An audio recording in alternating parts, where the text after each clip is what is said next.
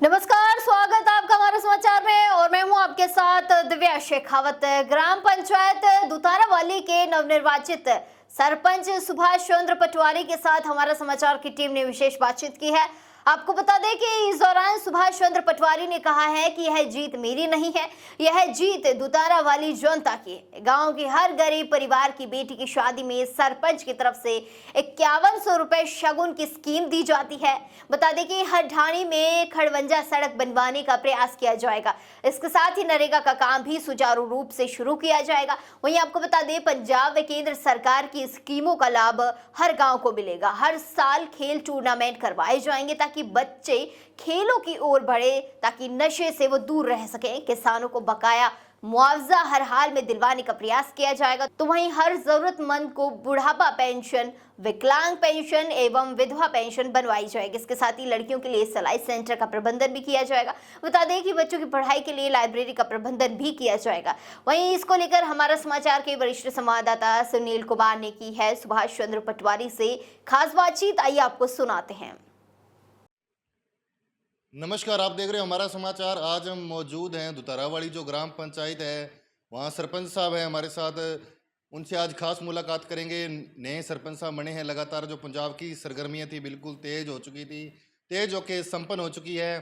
जो ग्राम पंचायत के लोग हैं उन्होंने अपने अपने सरपंच भी चुन लिए हैं। आज इनसे खास मुलाकात की जाएगी, किस प्रकार ग्राम पंचायत के मुद्दे रहेंगे। पटवारी पद पे रहकर इन्होंने बिल्कुल सेवा भी की है। तो सर, सबसे पहले तो स्वागत है हमारा समाचार में, बहुत बहुत आपका धन्यवाद जी। तो सर, सबसे पहले आपका पूरा नाम, पूरा परिचय सर। सुभाष चंद्र पटवारी, गांव दुतारावाली, तहसील अबोहर, जिला फाइल का। तो सर, कितने वोट से आपकी जीत हुई और सामने कितने कैंडिडेट थे? 347 वोट से जीत हुई है। 3 कैंडिडेट थे। तो सर, पहला चुनाव फाइट किया है, इससे पहले भी कोई आपने राजनीति के अंदर मतलब चुनाव भी लड़ा था या कोई सर्व समाज की सेवा की थी? समाज की सेवा तो मैं समय समय पर करता ही रहा हूँ। इस इलेक्शन में कॉलेज का भी एक चुनाव लड़ा था, छोटा सा। उसके बाद पिछला चुनाव में सरपंची का भी लड़ा था जो मैं हार गया था। ये दूसरा चुनाव था सरपंची के बारे में। तो सर, दूसरा चुनाव है, लगातार जनसंपर्क जारी था, गांव में जा रहे थे, जनता से मिल रहे थे, तो क्या मतलब आपको संदेश आ रहा था, किस प्रकार की समस्या आ रही थी और कैसा प्यार आ रहा था? अच्छा, बहुत बढ़िया प्यार आ रहा था। सब लोग बड़ी इज्जत कर रहे थे। लोग ये मान रहे थे भी हमने पिछले प्लान में जो गलती की है इस बार वो नहीं दोहराएंगे, इस बार आपको विजयी बनाएंगे। ये लोगों का बार बार संदेश मिल रहा था कि चिंता मत करो, इस बार हम आपके साथ हैं और लोगों ने अपना वायदा पूरा किया और मुझे 350 वोटों से लगभग जीत दिलवाई। तो मैं गांव का बहुत बहुत धन्यवादी हूँ और इनका ऋण इनकी सेवा करके दिन रात एक करके उतारूँगा। तो सरपंच साहब, जनता ने तो अपना वादा कहीं ना कहीं पूरा कर दिया है, अब है बारी आपकी। तो विकास किस प्रकार देखने को मिलेगा 5 साल के अंदर? 5 साल के अंदर नहीं, आपको जल्दी ही विकास देखने को मिलेगा। 2-2.5 साल के अंदर ही आप गांव की मुहार बदली देखोगे। तो मैं इन लोगों से वायदा किया है भाई जहाँ से भी जैसे भी मुझे गांव के लिए पैसे की ज़रूरत होगी लाना पड़ेगा, चाहे एमएलए साहब के पास जाना पड़े, मंत्री जी के पास जाना पड़े या कहीं एमपी से जाना पड़े, जहाँ से भी गांव के लिए मुझे ज़रूरत होगी पैसा लेके आऊँगा, चाहे मुझे झोली मांड के ही क्यों ना लाना पड़े। तो सर, बात करेंगे जैसे सबसे बड़ा स्थानीय मुद्दा आता है शिक्षा का। शिक्षा एक वो शेरनी का दूध है जो पीता वही दौड़ता है। तो शिक्षा को प्रति मतलब किस प्रकार आप जागरूक करोगे बच्चों को, किस प्रकार उनके लिए व्यवस्था कराओगे, जैसे लाइब्रेरी की हो गई? शिक्षा का मुद्दा वैसे तो हमारे गांव में नहीं है, क्योंकि हमारे गांव में लगभग लोग पढ़े लिखे हैं। क्योंकि हमारे इस गांव के अंदर जो स्कूल है वो बहुत पुराना स्कूल है और +2 का स्कूल भी है मौके पे। प्राइमरी स्कूल अलग है, +2 का स्कूल है। तो शिक्षा के अंदर तो हमें वैसे कोई दिक्कत नहीं है। हमारे पास अब नज़दीक एक सरकारी कॉलेज भी बन गया सीतों के अंदर।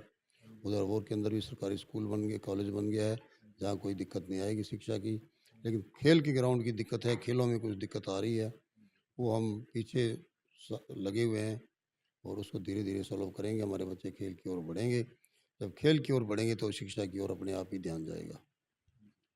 तो सर, जैसे देखा है, नशा है, नशा जोरों शोरों से फैल रहा है, इसकी वजह से काफ़ी युवाओं की डेथ भी हो रही है, तो काफ़ी मतलब घर भी खराब हो रहे हैं। तो इसको लेकर आप क्या एक्शन लोगे पूरी ग्राम पंचायत में? हमारे गांव के अंदर नशे का थोड़ा बहुत है, रिवाज है, ज़्यादा नहीं है, लेकिन वो भी ज़्यादा लगभग शराब का ही है। ये चिट्टे चुट्टे का जो जो बोल रहे हैं या ऐसा इनसे कुछ, बचा है। इनसे बचा हुआ है लगभग गाँव। तो कोई मेरे निगाह में तो अभी तक नहीं है, कोई एक आधा बच्चा भी हो लेकिन अगर कोई होगा तो उसका हम इलाज करवाएंगे, उसको रोकेंगे। अगर कोई बेचने की कोशिश करेगा तो उस पर पाबंदी भी लगाएंगे। पुलिस सहयोग की जरूरत पड़ी तो वो भी लेंगे, लेकिन कोशिश करेंगे गांव के सहयोग से ही नशा खत्म हो। जी सर, जैसे देखा है विधवा पेंशन होगी, ये भी कुछ मतलब रुकी होती है, या मतलब नरेगा के कार्य भी रुके होते हैं, तो इसको लेकर क्या कुछ मतलब स्थानीय मुद्दे हैं? विधवा पेंशन है, बुढ़ापा पेंशन है या नरेगा का काम है, ये कोई मुद्दे नहीं है। ये तो मामूली से मुद्दे हैं जो आम आदमी ही कर सकता है, कोई दिक्कत नहीं आती।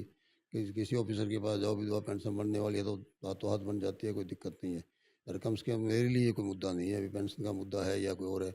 मेरे लिए तो स्कूल के अंदर जैसे ग्राउंड है उसका वो उसको तैयार कराना है, लाइब्रेरी बनाना है, या बच्चों के लिए सिलाई सेंटर की व्यवस्था करवानी है।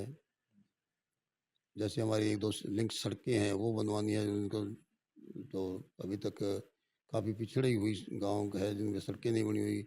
हमारे ढाणियों के लिए कच्चे रास्ते पड़े हुए हैं, उनको पक्का करवाना है। जो काम है वो काम है।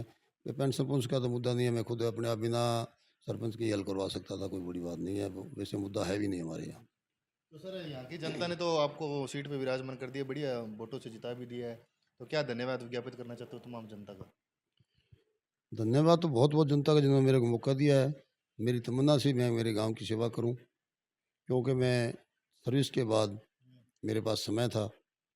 मैंने पिछली बार दफ़ा भी ट्राई करी, चलो लोगों ने मेरे को मौका नहीं दिया। मैंने सरपंच न रहते हुए भी पिछली बार भी काफ़ी गांव के अंदर भाग लिया, और उससे पहले भी लेता रहा हूँ। अब तो मेरे को मौका दे दिया है तो मैं जी जान से लोगों की सेवा करूँगा। और शायद ही मेरी कोशिश होगी भी कोई मेरे को शिकायत का मौका मिले, मेरे को लोग शिकायत करें भी आपने ये नहीं किया या वो नहीं किया या यहाँ है। और कोशिश होगी भी गांव में अगर 1 रुपया आता है तो उसका 99 पैसा नहीं, 101 पैसा लगे। धन्यवाद। तो हमारे साथ एक्स सरपंच है, वो भी मौजूद हैं। आज इनसे भी बातचीत की जाएगी, क्योंकि ये भी लगातार संघर्ष कर रहे हैं। इन्होंने भी इस गांव के अंदर समाज की सेवा भी की है और विकास को भी अच्छे तरीके से इन्होंने विकास भी किए हैं। तो सरपंच साहब, आपका भी बहुत बहुत स्वागत है सरपंच साहब। Thank you. जी, तो सरपंच साहब क्या नाम है पूरा, क्या परिचय है? अनिल कुमार बिश्नोई। अच्छा, तो अनिल कुमार जी, किस प्रकार आपके स्थानीय मुद्दे रहेंगे, किस प्रकार आपने काम किए थे और जनता ने दोबारा फिर आपकी फैमिली को ही मौका दिया है, तो कैसे लगा? बढ़िया चल रहा है हमारे गांव में। पहला में मिलजुल के करते थे काम। हाँ जी। और पटवारी जी तो ये यहाँ तक कर रहे हैं कि हर साल एक मैच क्रिकेट का करवाएंगे, बड़ा मैच। ठीक। और हर साल जैसे भी फुटबॉल का है या वॉलीबॉल का है, ये बोलते हैं भी बच्चे आगे बढ़ो। अच्छा, मतलब खेल कूद ग्राउंड की अच्छी व्यवस्था की जाएगी, बच्चों को बिल्कुल आगे लाया जाए कहीं ना आगे कहीं। लाया जाएगा। तो आपके कार्यकाल के अंदर किस प्रकार है पहले? नॉर्मल काम होते थे उस टाइम तो। उस टाइम तो गली नालियों के यही मुद्दे होते थे, पेल्चिन का है या इतना की होता था। ये मुद्दे तो अब जैसे जैसे जनरेशन पढ़ी लिखी हो रही है, पढ़ाई की तरफ ज़्यादा ध्यान हो रहा है, वैसे खेल की तरफ भी बच्चे आ रहे हैं। हाँ, स्पोर्ट्स की तरफ। तो हमारे साथ मैंने एक दाना मंडी गांव के लिए बनाई है, और वर्क ट्रस्ट का जो लेके आए थे वो मेरे टाइम में आया था। पानी पुनी की तो कोई समस्या नहीं है? नहीं, पहला तो थी, मेरे टाइम में थी। आपके टाइम थी? हाँ, मेरे टाइम थी। उस टाइम बड़ा वर्क ट्रस्ट लेके आए थे हम। हाँ जी। और तकरीबन 7-8 साल पहले वो बन के तैयार हो गया, और सब डानियों में सब लाइन बिछ गई।